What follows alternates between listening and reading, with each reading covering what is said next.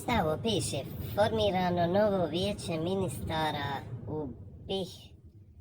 Ma maše u Bražiju maternu i vi.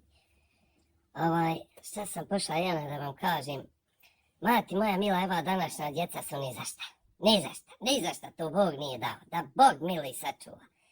Ja malo prije ustajem, Jana išla s napijem vode i vidim zet izlazi, ode na posao. Pitao me o njeg Jana, rekao, jesi jeo zete? Kaj nisam. Jesi pio kahu makar? Rekao, kaj nisam punce. Pa gdje ćeš? Odo kaj punce, odo na posao. Vidim ja, nije on dobar da Bog kaže. Aha, rekao, haj dobro. I ulazim ja u sobu, Jana, rekao, enoj svojoj, rekao, jesi, rekao, pametna cura. Jesi, harna, svaka ti čast. Kaj što mati, kaj šta je bilo? Rekao, šta je bilo? Jel da jede se, krha se, pije se, dokasno unoć, serije se gledaju i onda se krha opet, spava se do 12, a čovjek se izvuče jadnik iz kuće isto u mrav. Ne čuješ nikad izašao. Niti jede, ni pije. Da se žena ženi harna, ustala bi obradovala čovjeka nekad da mu dadneš da jede, da pije, prije posla. Ne znam ko to ti tako. Nema ba, treba vas djecu grabovim putem udara, dok krv ne propišate.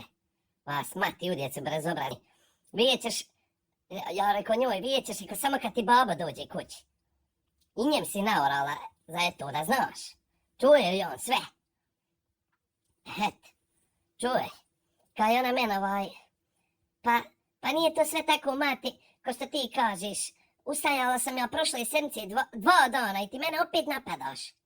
Oj, ljebaro, nije sti reći, eto. Nisam i više mogla ni slušat. Nisam, Allah mi je mogla slušat, da pokupim se i kući. A rekao prvo da ti mama nešto kaže, tvoja fina. Natjerala si me da prodam jednu svoju kuću i da se preselimo kod vas da živimo. Pare smo prokrkali, prokičkali, hodalo se, uživalo se, ljetovanja, zimovana. Kad tebe išćera iz kuće, išćera će i mene. A ti znaš šta će onda bit? Ljubite mama tvoja, onda ćeš i ti na mezariju završiti. Da si moja, da si bogina. Nećete spas niko i ništa.